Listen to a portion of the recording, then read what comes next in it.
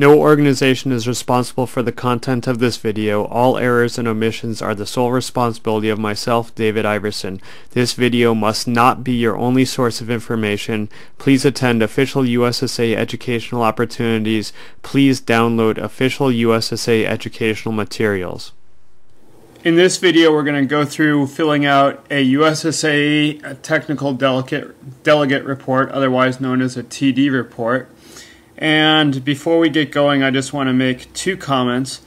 The first comment is that part of being a good race secretary, I feel, is filling out as much as you can ahead of time. So go ahead and fill out the form like you think that the form is going to end up being filled out. And remember that at the end of the race, if you have to change things, you can always change things, because we're doing this in a word processor and you can always go back and change. But it takes less time to go back and change than it does to fill out the whole form at the end of the race. And then my second thought is that the term race secretary has sort of fallen out of favor. But I like the term secretary. So basically you've got the boss and you've got the secretary. And in this case, the boss is the technical delegate, but in general the boss is the jury, which is the chief of race, the chief of race, the technical delegate, and the referee. And they're all going to spend the day outside in the cold, probably in the rain and the snow, and you're going to be inside where it's warm and dry, and your job is to do as much of the paperwork for them as possible. And if you're a good secretary, you should anticipate what their needs are and meet those needs. And if you find out that you haven't met their needs, you should just be polite and say, I'm sorry, I didn't do things the way that you wanted me to, but give me a second and I will make them the way that you want them to be. And so basically you're doing the paperwork for people who are going to be spending the day outside in the cold, and they will really appreciate it if when they get back inside, all they have to do is review the form, find out that everything is 100% all set, and then sign off on it. So with those two notes, we're just going to fly through this. So what's the name of the competition? So let's say VT, I want that to be underlined, VT State Championships GS. And what's the date? Well, let's say it is going to be 2/15/2012. Just making up information. Once again, race codes. So race codes, I got to do another video on that. But you go to the website and you find out what the race code is for your event.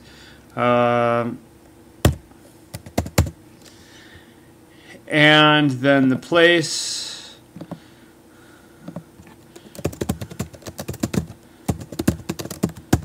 Burke Mountain, VT, or wherever it is. And so we got, who do we have in the race? Well, we've got J1s and we got J2s.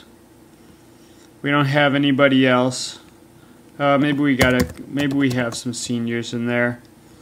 Gender, so you're going to need, typical for a race is you're going to have men and women, same venue, same day. To some extent that's changing.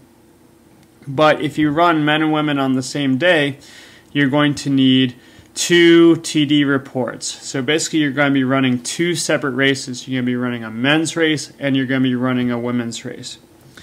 And the event is giant slalom. And in this case, it is scored. Event dates as calendar.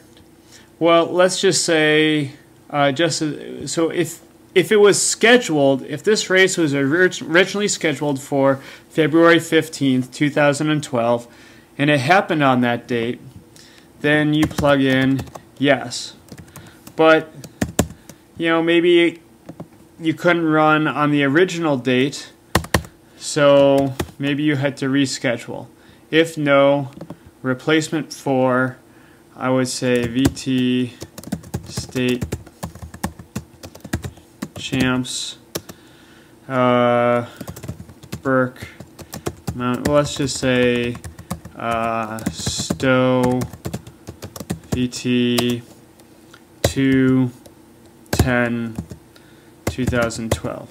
So just as an example of how you would do some things, suppose the Vermont State Championships were originally scheduled at Stowe on 2/10/2012, and because of bad weather conditions they weren't able to run on that date, and they weren't able to reschedule because of other conflicts because they're busy, and so it got recited at Burke Mountain, and so then that's what you would do there.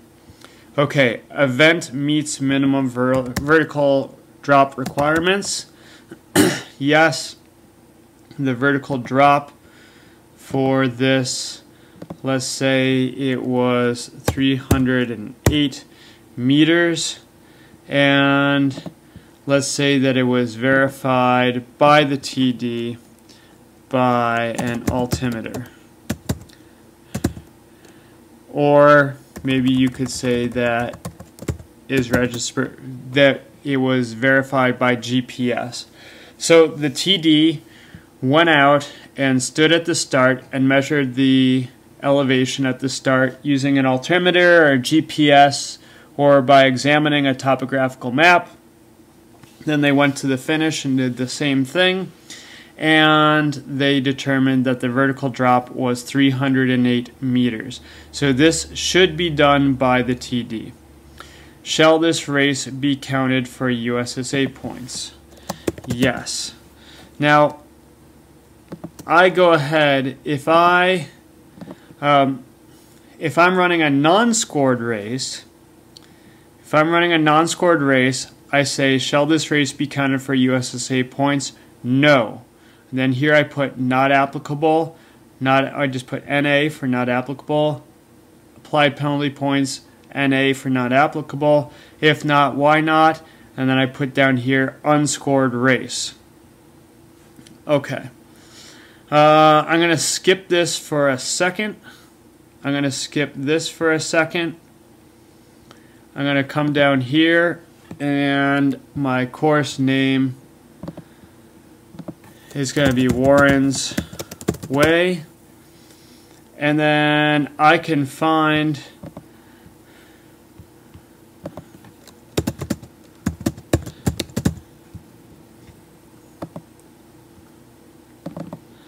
the homologations, Warren's Way GS.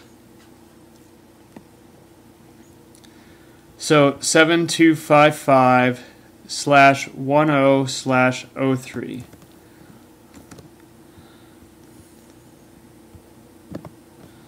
Seven 255/10/03.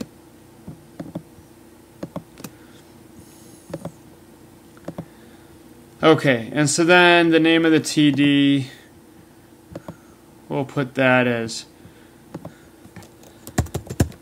Chuck Hughes, and I don't know what his USSA number is. I don't really care at this point in time.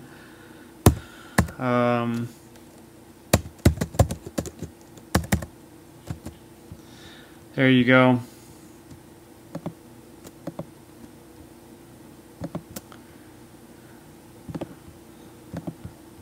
And telephone number for your TD.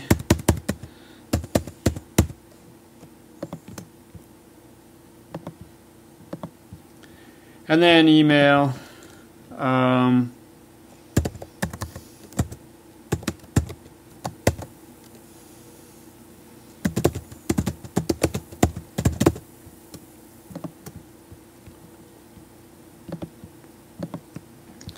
So now I've got the information, and of course, if I'm doing this for a real TD, for a real race, well, Chuck is a real TD, but if I was doing this for a real race, I would put in the name, the actual USSA number, the actual telephone number for that person, the actual email. Now, if you have somebody who's getting tested to be a TD at your race, you would have the testing TD would go here. So the person who is administering the test, who is the actual TD, would have their information here, and the person who is taking the TD test, the test taker, would have their information down here. Chemicals used during the race. Generally, no. First aid service adequate. Generally, yes. Accidents during training. No accidents during training. And accidents during event. No accidents during event.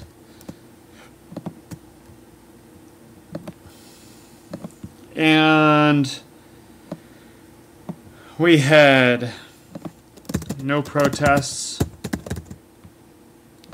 We had no sanctions.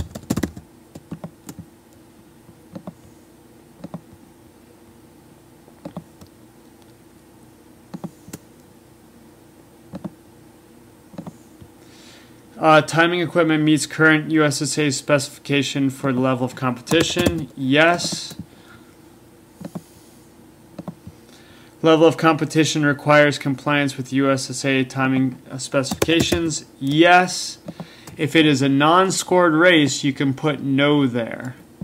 So if you're doing timing equipment meets current USSA specification for the level of competition. You should put yes there for every single race that you do, because you should have timing equipment that meets the specifications. Level of competition requires compliance with USSA timing specifications. Yes, if it's a scored race. No, if it is not a scored race. Supplementary report. Place and date. Burke Mountain VT 2/15/2012.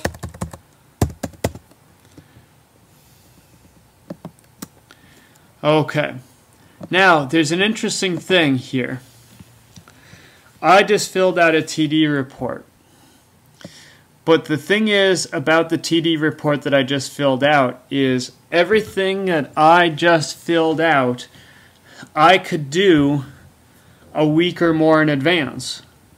Because all this information is going to be the same. Well, I couldn't have done it a week in advance because I only found out probably on the 12th that I'm getting this race because we rescheduled it.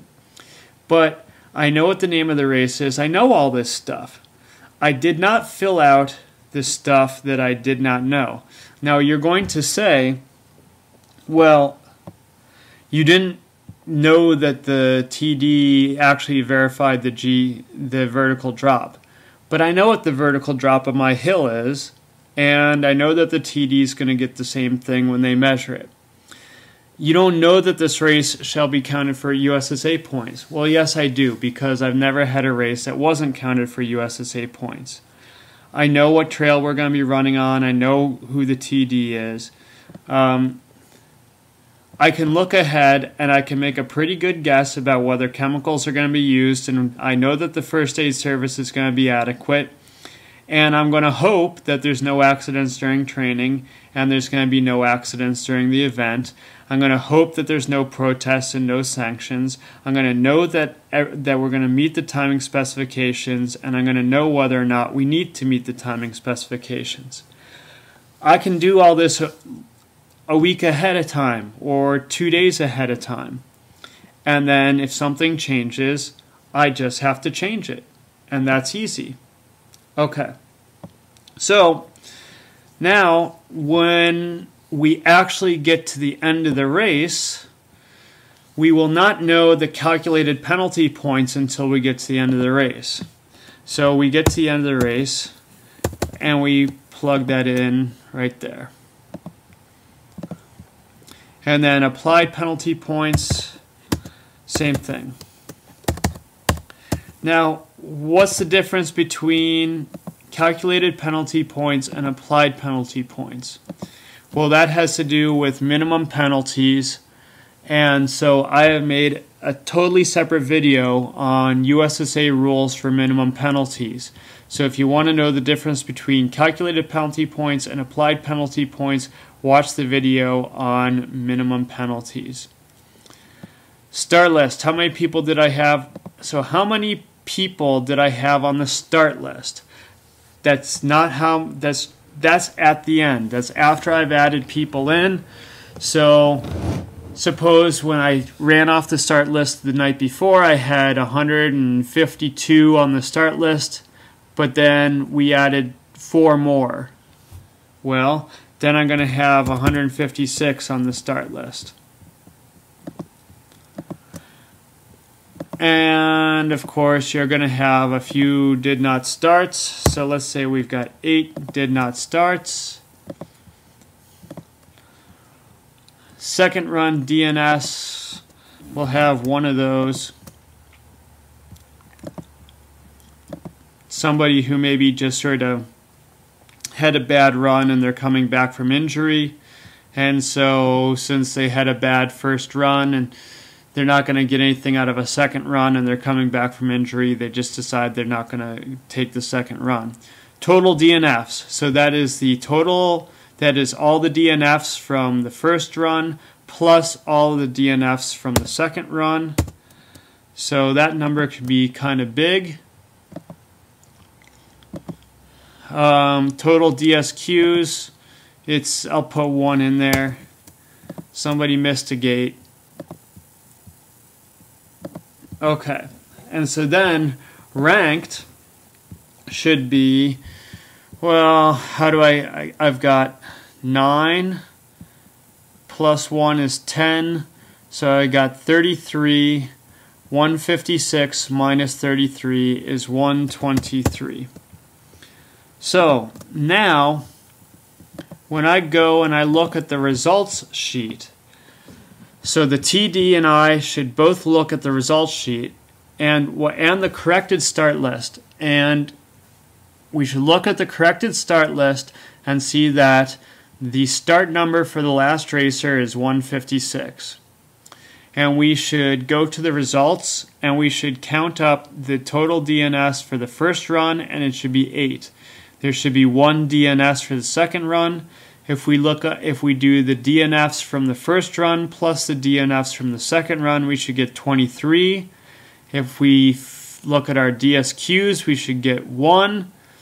And then finally, the last competitor who is ranked in the race should be ranked 123rd.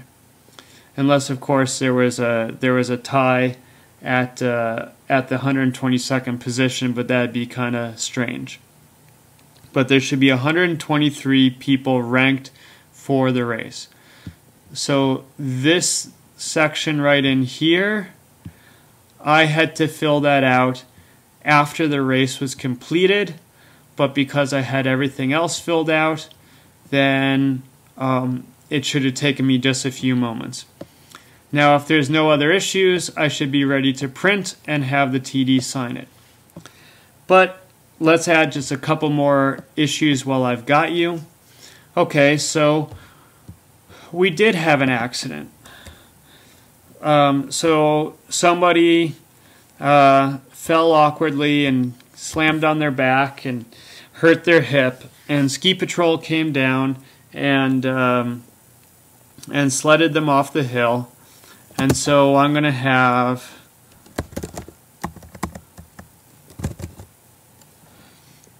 a USSA number for that person.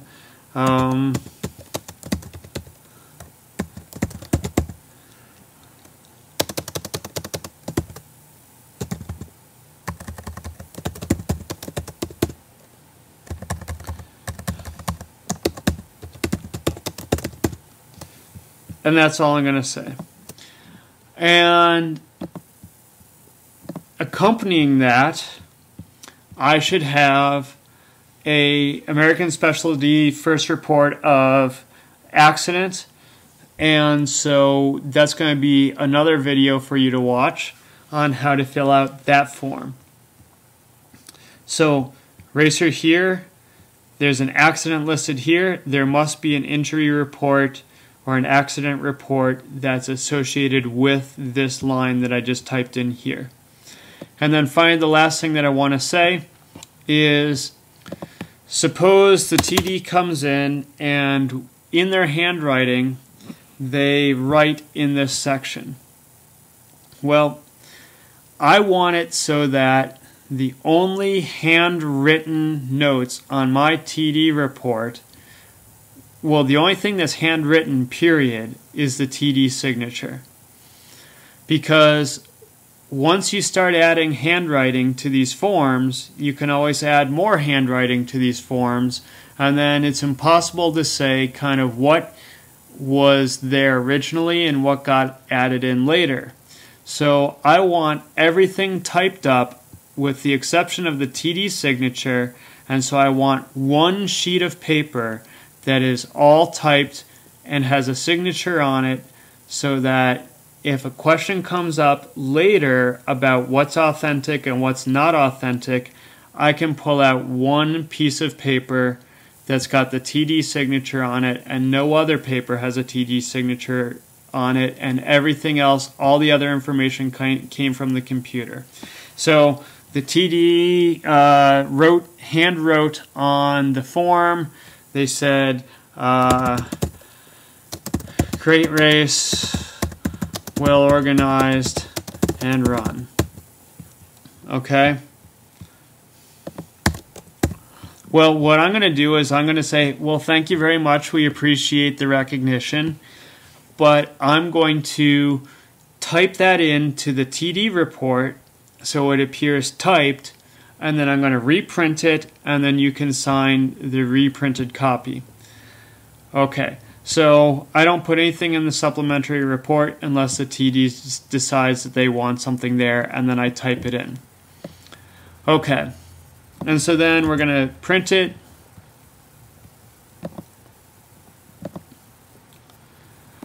Boom, and so there is our completed TD report for our race.